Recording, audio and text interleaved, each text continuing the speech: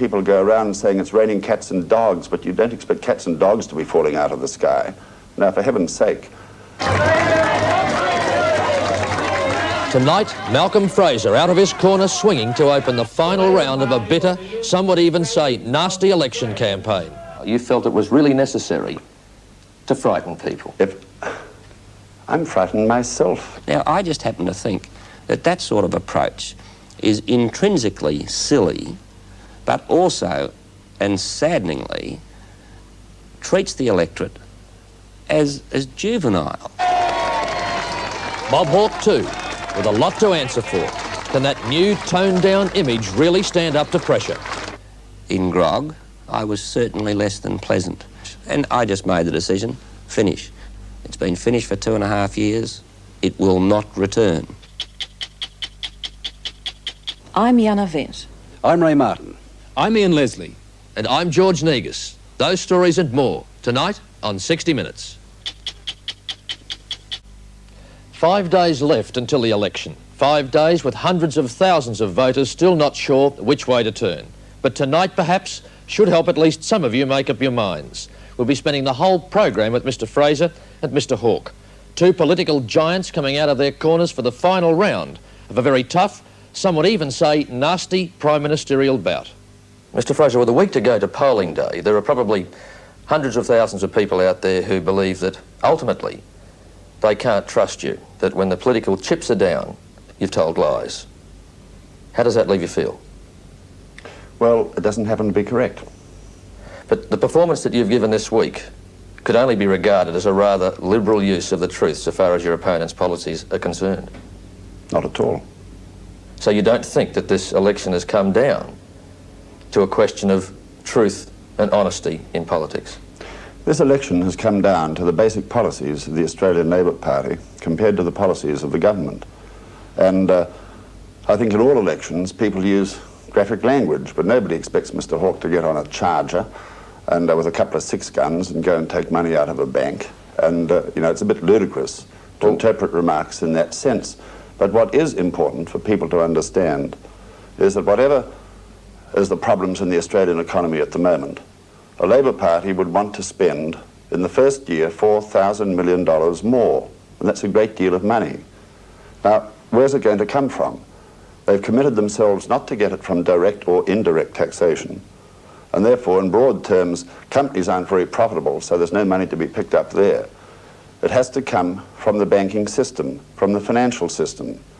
And if you're going to take $4,000 million more out of that to meet the needs of government, then there's going to be less money for people wanting to enter into a home contract, less money for small businesses that might want to expand or put on an extension, less money for people who might want a personal loan. We'll come back to that, and I'm sure we'll talk in great detail about what you think is wrong with the Labor Party's economic policies, but could I pick up one phrase that you used? Graphic language. That sounds like a political euphemism for telling lies.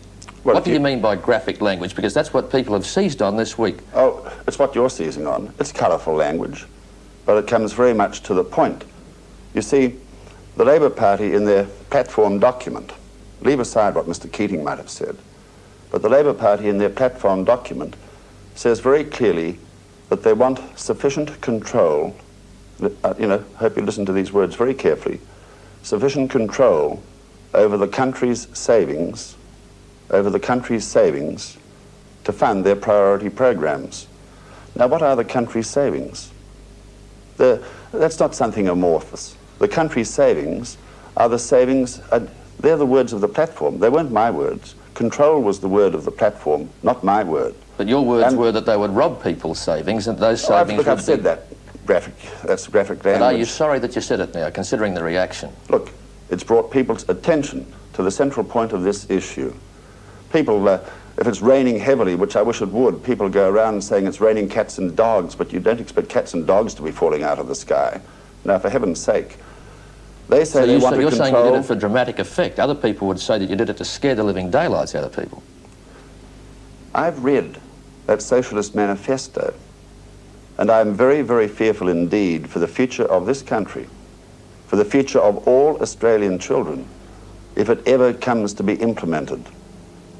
Because the face of Australia will never be the same again the private enterprise liberal society will disappear, and you'll have government control under the fear, because it is fear, of Labour's policies. Funds are starting to move out of the country.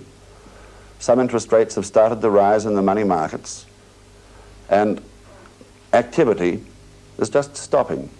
And it'll go on stopping until they see whether Labour's policies are going to be applied or whether not. You felt that to make those points about the Labor Party's policies, rather than just making them the way you have now, you felt it was really necessary to frighten people.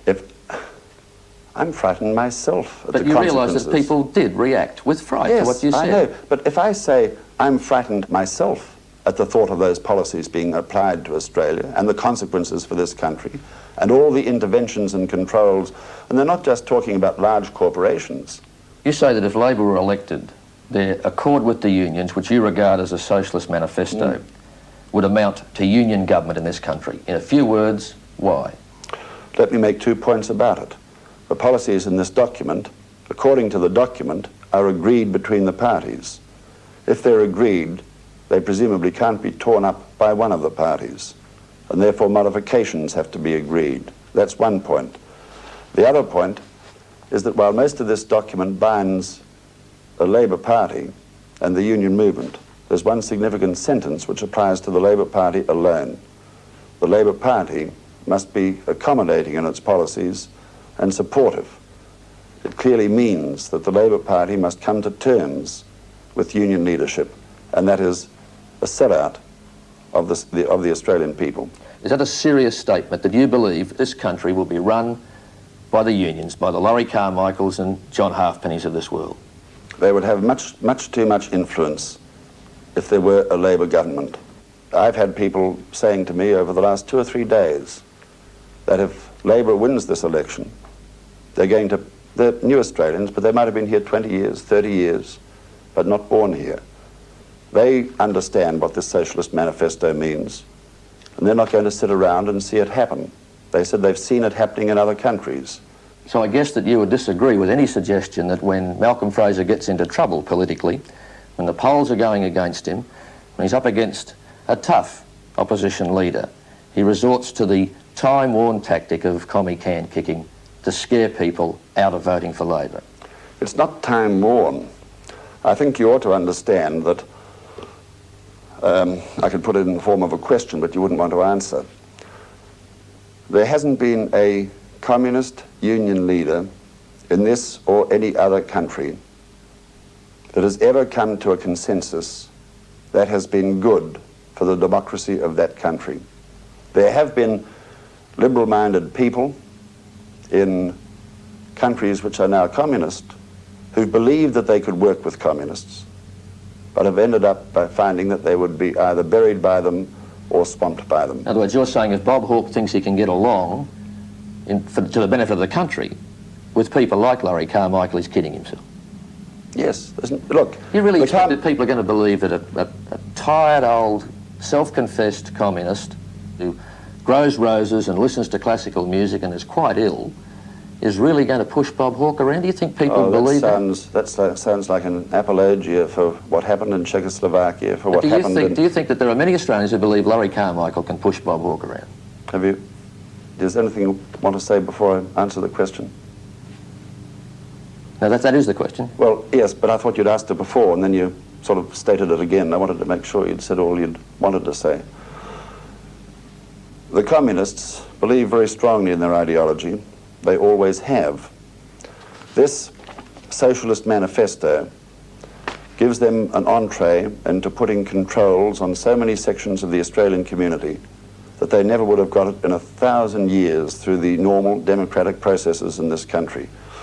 The amount of damage that they've caused, the industrial disruption, the pressure for increased wages, the pressure for shorter hours, were they really pressing for those things through the last couple of years because they thought it would advantage Australia, because they thought in the longer term it would advantage their own members? Or would people like Carmichael have been pressing for these things because he would know that it goes a significant way towards destroying the economy of Australia? And it is only when you destroy the economy of a country through extravagant and foolish programs and policies that people of the extreme left, or for that matter of the extreme right, find doors opened to them.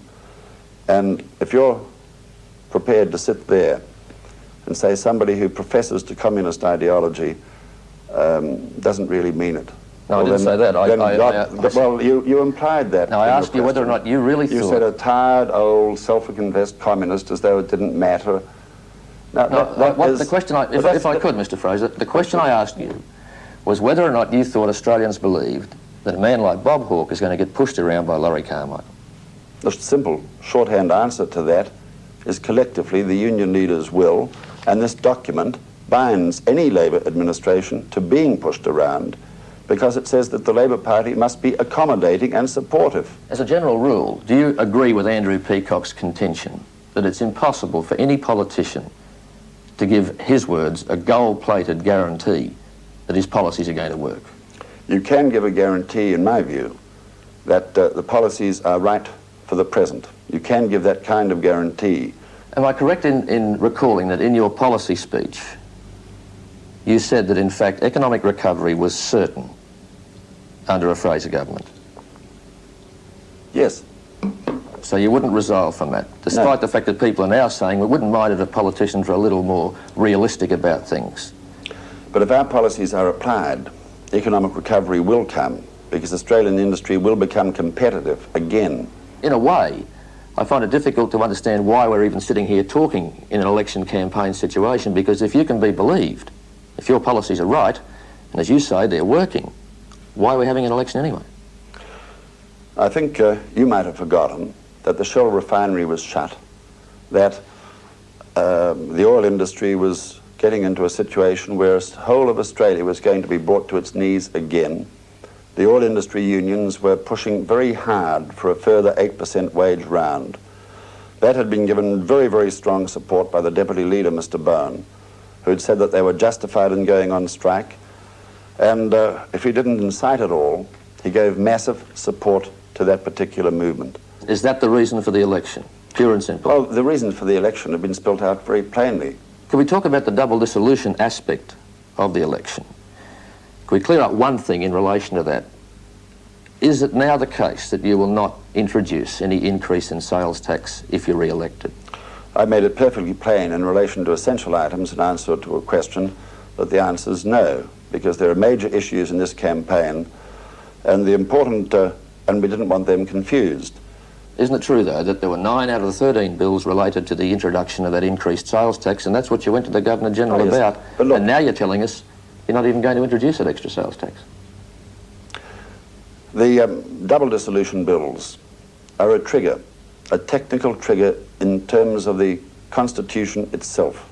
Mr. Hawke and Mr. Chip have both accused you of deceiving the Governor-General. But they accuse people of, they made the same sorts of accusations about John Howard on a very trivial matter and in a total false matter.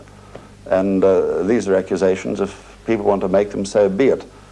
But a government that does not control the Senate, a government that is subject to the whims and dictates of the Labour Party and the Democrats in the Senate, and to all the frustrations of that, is certainly in a difficult position in an economic climate that does require firm government and strong government. But can't you see why people raise their eyebrows, why people have doubts about your intentions? Not one Australian, apart from you and a couple of politicians or would-be politicians, have raised that issue with me. If they were concerned about that, I think they would have raised it. What they're concerned about are the consequences of Mr. Hawke and the Labour Party if they happen to win government. Why, when we invite you to press those points with Mr. Hawke yourself in a debate situation, do you refuse? Wouldn't it be better from your own point of view to put those very points to him yourself? Oh, I don't think so.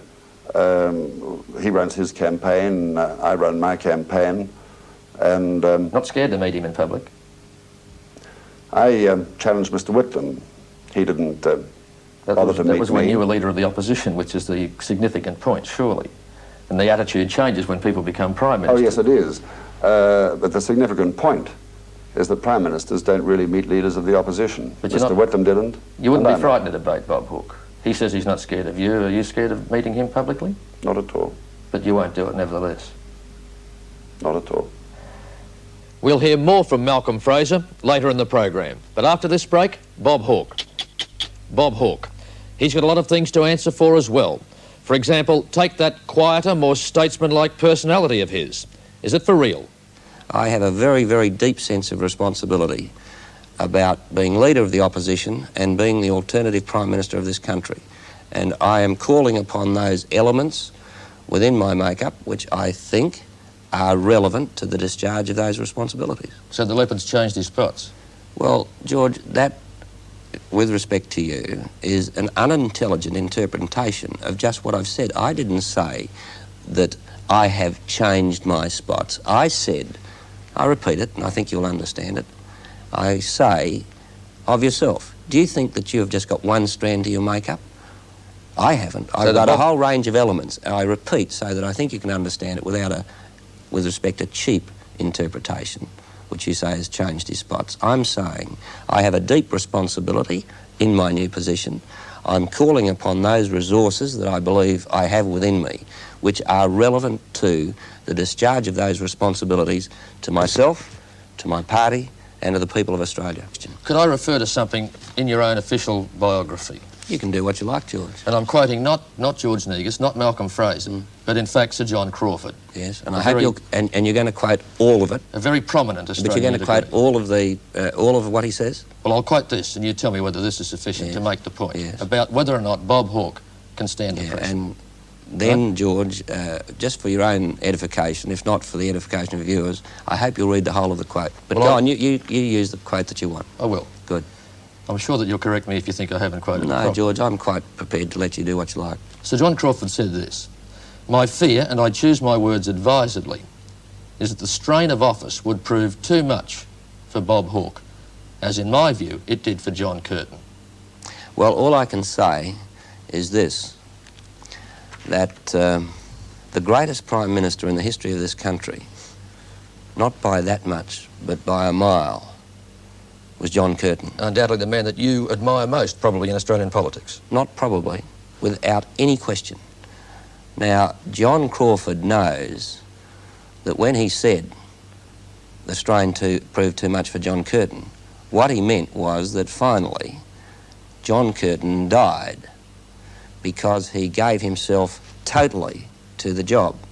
Do you see your commitment in the same way? Well, let me put it this way. My commitment will be as total as John Curtin. I'm not going to become Prime Minister of this country on a part-time basis. In other words, you're prepared to burn yourself out the way he did, doing the job. I am prepared, not only prepared, I will give my total commitment. And I believe that I have a strong constitution. And I believe, and I think it's evident, not only that I've coped, but that I can handle even the most penetrating questions from an interviewer like you, George. A lot of people might say that Bob Hawke is controlling himself so well, so adequately, that he might be just a dormant volcano, that he may break loose in that same rudeness, the same anger, the same emotionalism that we've seen in the past. We might see at a time when we don't really want it, when you're Prime Minister, if you're Prime Minister. Well, you see, George, according to that line of questioning, Bob Hawke can't win. If Bob Hawke, during the campaign, deals with a George Negus silly question by saying, oh, come on, George, don't be an idiot, or something like that, and really gets angry, then Bob Hawke has outbursts, tells Negus he's idiot. If Bob Hawke deals with it rationally, as I have during the whole of the campaign, I can't win that way, because all it is, no, this is a false Bob Hawke, he's just, on the 6th of March, he's going to blow up. Now, all right, George, I can't win according to that line of questioning. Could I raise another quote from your biography again? On the same page, in fact. Your biographer this time, Blanche Del Puget, not Sir John Crawford, but talking about Sir John Crawford, said that John Curtin, the Labor leader whom Hawke most reveres and who, like him, she says, not me, was a bad drunk. So in two ways you've been likened to John Curtin. One, the question of whether or not you could stand the pressure, and the fact that, like him, she says you're a bad drunk. She did say that, and she was right. At times, in grog, I was certainly less than pleasant. Now, I just happen to believe that the people of Australia prefer honesty of that sort, and that's the only sort of way I can live with myself. But you go back to the analogy with Curtin. Curtin had these habits. He renounced them. And he never went back. Will you ever go back, I guess, is the obvious question. And the answer to that is an unequivocal no. It's been finished for 2.5 years. It will not return. So you've thrown away the crutch and you're standing on your own 2 feet and you're quite confident that you can continue to do so no matter how hard the job of Prime Minister becomes. I don't have to hypothesise. That's what the facts are. That's what's recognised as the factual situation by everyone who has had anything to do with me. And in the very little time that's left after your, as I say, probing questions... We have time. Well, good. I just hope, but you're the boss, I hope that you'll give me the opportunity of doing what I want to do. Well, let me do that. Let me do that now. I'm sure you'd love to talk about your prices and incomes policy, because you have made that the centre point of your whole campaign, and so has the government. I don't believe I've made it the centre point. It's a very important part of my program, so let's talk about it. Isn't it a fact that 2 of your shadow ministers, Mr Keating and Mr Kerrin, have both raised doubts? They both have their doubts about whether or not it is a cure-all. And you yourself... I don't say it's a cure-all. I have never said... you yourself have said it's a risky operation in the past. George, a prices and incomes approach to economic recovery. George, just could I say, the interview's going to work much better if we don't, in the middle of one question, jump from one premise to another. You started off by talking about Kerrin and Keating, and then you say cure-all. Now, please be fair to yourself and certainly be fair to the listeners. Don't worry about fairness to me. I have never said that the prices and incomes policy is a cure-all. What Mr Keating said was he believed it would work. And then he said, he had to be honest, he can't give, if I could now take Andrew Peacock's phrase, none of us can give, in Mr Peacock's language, a roll goal guarantee about any of our policies. Now, that's what Mr Keating was saying, and he was right. I don't say to the people of Australia, I give you a roll goal guarantee. Because can we just clear that point up, though? Mr Keating did say, I don't know whether it will work. We're going to give it a good shot. Mr Keating prefaced it. That's what I'm trying to get through to you, and you will not apparently accept it.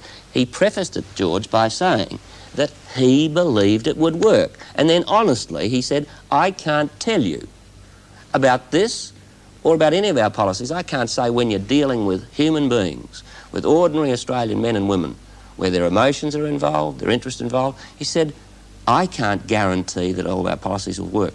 I think it's silly thinking to treat the electorate as juveniles that you can frighten with stories about taking your money out of the banks, capital flowing out of the country, immigrants into this country, picking up their roots and going back to their countries. I believe that the Australian electorate is like you and like me, that we have these ambitions, but overwhelmingly that we want this Australia to be a united country. I think that they feel, like I feel, that we've had enough of this deliberate divisiveness.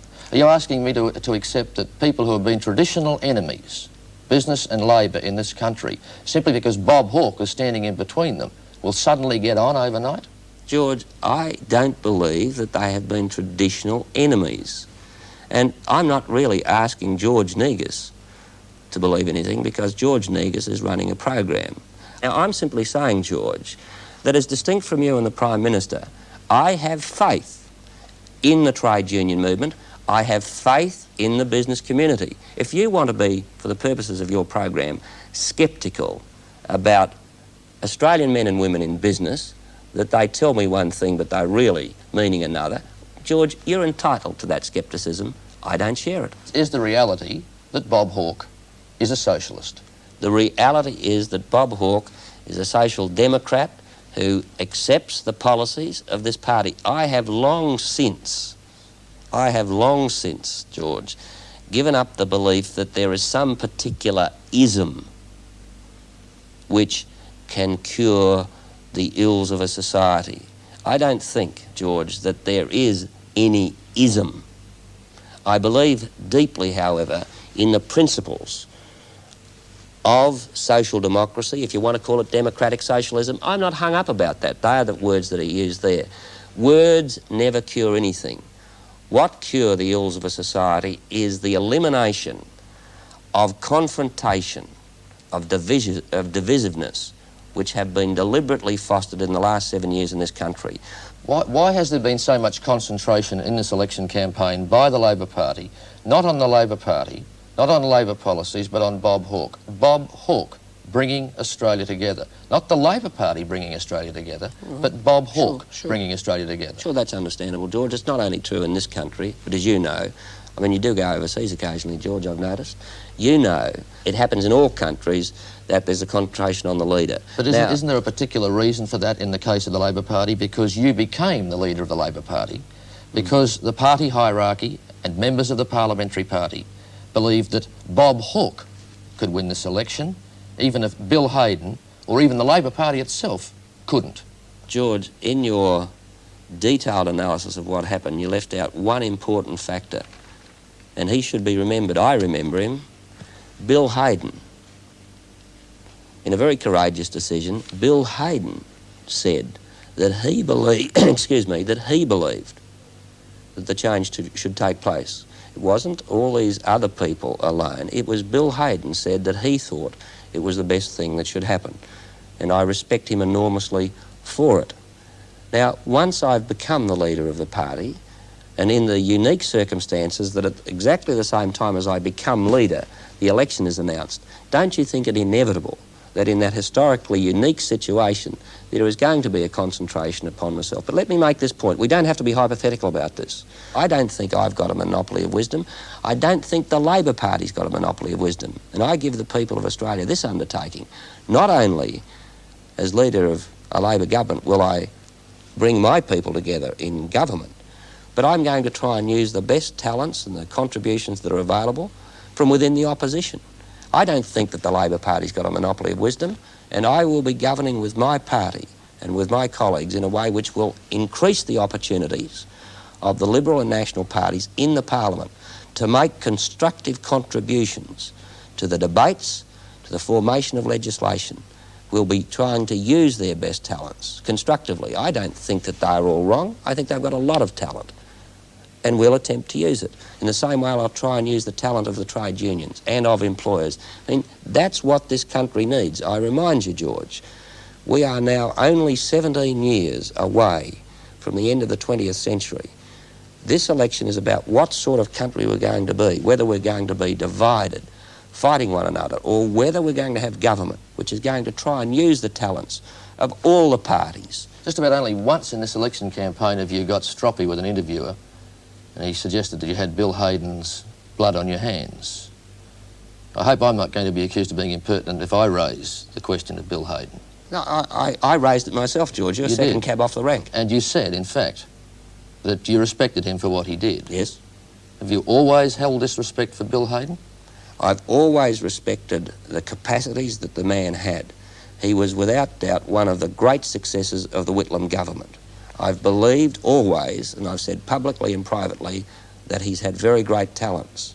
Now, I've also had reservations about some of the things that Bill Hayden has done, as he has had about me. The important thing was that when we came to the point there a few weeks ago, Bill Hayden, not anyone else, Bill Hayden, to his eternal respect, made the decision. And he went into that executive, and it's a morning I will never forget. He went into that executive and said, I believe that this is the best thing. Now, look, with fairness to Bill, that's what should be remembered. Were you being fair to Bill a few years ago when you described him as a liar? When you said, so far as you were concerned, he was dead? It looks like you're going to have a dead liar in your cabinet. George, and I'm using your biography as a reference. George, I leave it to the viewers to make their judgment about that question. But you can't sweep that completely under the carpet. George, I have made it clear I've tried to sweep nothing under the carpet. I have never tried to sweep anything under the carpet. These things have happened. I think, and I know the overwhelming majority of your viewers, George, will think that in respect of Bill Hayden, they know what's gone before, but I think the overwhelming majority of your viewers will think this, that Bill Hayden at this time is overwhelmingly entitled to be remembered and to have in the forefront of people's minds what he did his courage in making the decision he did, and the way in which I accepted that courageous decision and have made it clear that I will be using in the next Labor government all the great talents of that man. He, as he acknowledges, is a human being. He has strengths, he has weaknesses. So do I, and George, may I say, you've demonstrated you have your weaknesses too. Bob Hawke, and we'll also be coming back to him later. As we say, it's been a very tough, even nasty campaign with a lot of charges flying. But the basic question is still, who's going to do a better job for Australia? A Labor government or a Liberal government? Mr. Fraser, you've just become the second longest serving Prime Minister in the country's history.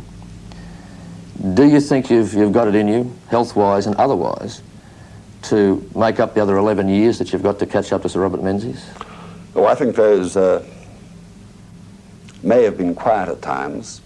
He might well have had a different judgment, because I suppose any Prime Minister thinks that his own particular time has been a difficult one.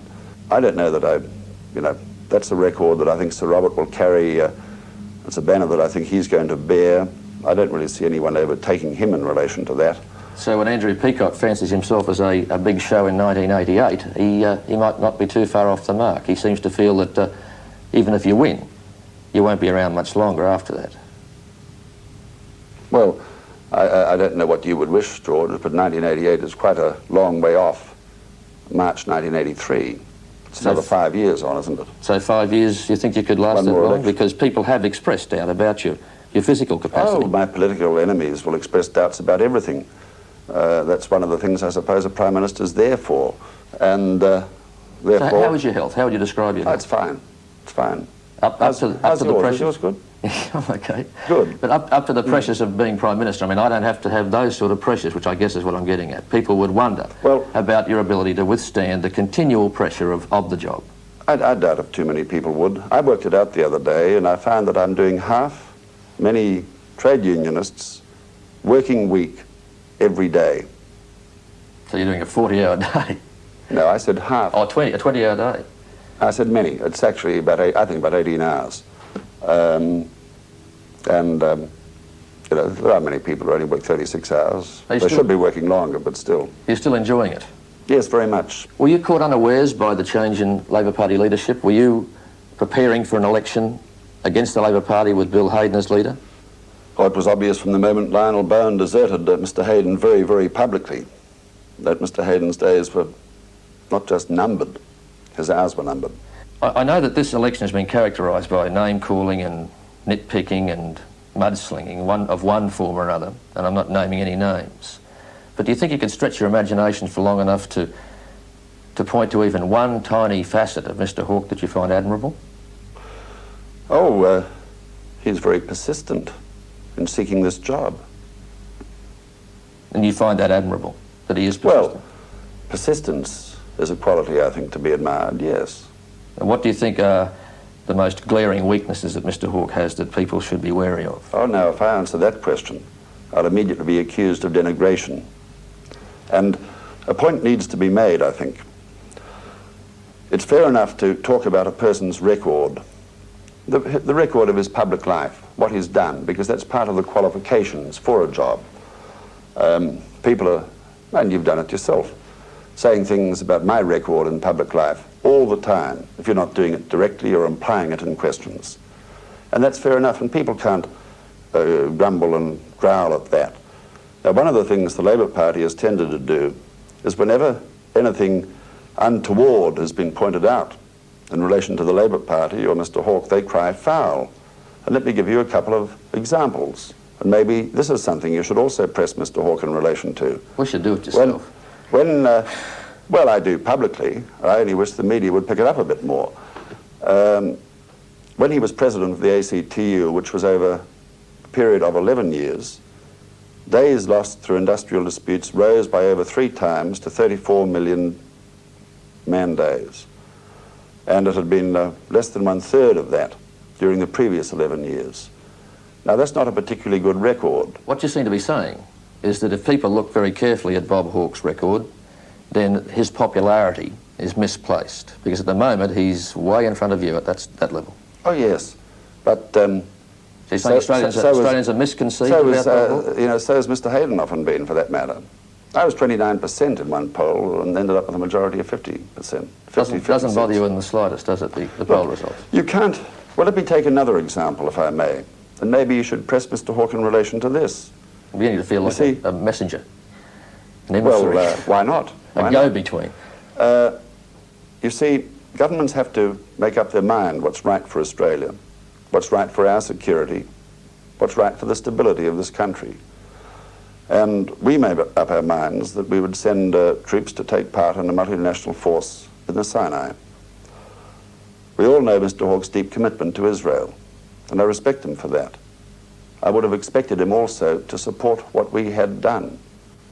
When he spoke in the Parliament on the issue, he said he had read the polls, and because the polls were against it, he could not take a stand on the issue. Now that's only pointing out a fact that he placed on record in the Hansard itself. And people should ask themselves whether reading the polls is an adequate test of the judgment of a person. There's a big difference between popularity and policy. I wonder how many people would put a mark for Rolf Harris if he was up in those polls, and how George Negus would stand if he was in those polls. I've got people I like enormously as a friend. I think they might make very bad managing directors and much worse prime ministers. The one point in this campaign, really, that Malcolm and I agree on is this, that it is the poll of the 5th of March that counts. Between now, having this delightful interview with you, George, and midnight on the 4th of March, I will be working as hard as I possibly can, because these polls are indicative, but we've got to make sure that we don't assume that we've won. I certainly don't make that assumption. I'm encouraged by the indications. I'd be less than honest if I didn't say that. I'm encouraged by the indications. But we'll be working hard, and I hope I'll get more opportunities than I've been given today to talk about the issues, because you look at your transcript afterwards, George, and you look what proportion you've given to talking about issues as compared to peripherals. But I will, insofar as I have control of this campaign... You're hardly a peripheral. No, I wasn't suggesting I was a peripheral. I will be talking to the people of Australia positively about the issues, and I hope and I believe that they will respond to that campaigning. Do you anticipate that this last week will be a dirty week, because the editorial writers and commentators have been saying that this whole election has been characterised by smear and distortion, misrepresentation, lies even? Well, do you think that this last week will be a dirty campaign week? What the papers are saying, I noticed, I read the Sunday papers this morning, that there is the suggestion that our opponents, from the Prime Minister down, are going to be doing that sort of thing. Now, I hope not. I hope not, because I think it demeans the electorate. I mean, I wish that in the last week that Mr. Fraser would say, look, here is my record of the last 7 years. This is what I've done, and use it as a justification as to why we should have 3 more years of the same. Talk about the issues. But if they resort to the sort of tactics that you're talking about, then I'm sad about that for this reason, that it does involve, it seems to me, a demeaning of the intelligence of the electorate, that they're going to respond to those things. But may I say this, that if they do, I believe it will be counterproductive. If they go into some all-out personal attack in this sort of way, it will be counterproductive. You say that you and the Prime Minister agree on one thing at least, that the poll next Saturday is the only one that counts. Sure. Could you stretch your imagination a little and come up with one tiny snippet of admiration for Mr. Fraser? Look, this is not new. I said on the first day, first press conference, and I've been saying it whenever I've had the opportunity, and it's been clear in other answers I've given in this program. I don't think that we've got all wisdom. I respect Malcolm Fraser in respect of the policy he's adopted in regard to black Africa. I've said that publicly. I've said it right throughout this campaign. He accepted and picked up the positions put in the period of the Labor government from 72 to 75, and he has never wavered on that issue. And I applaud him for it. I respect him for it. And I believe that when we form government, that we will have a bipartisan position on that important issue. I have never said of Malcolm Fraser that he has simply been a man who has been all wrong. On that important issue and some others. He has been right, he has been good. He said that he admires your persistence in trying to get his job. Do you admire his persistence in trying to keep it? Of course I do. I mean, if you're in politics and you have the responsibility of leading a party, you would be totally derelict in your duty if you didn't try your hardest to get and to retain office. So, tonight we've seen Bob Hawke and Malcolm Fraser come out of their corners swinging in the final round of this election. The next 5 days promise some of the toughest campaigning in our history as the two leaders try to pick up those precious undecided votes. Yours is the final say.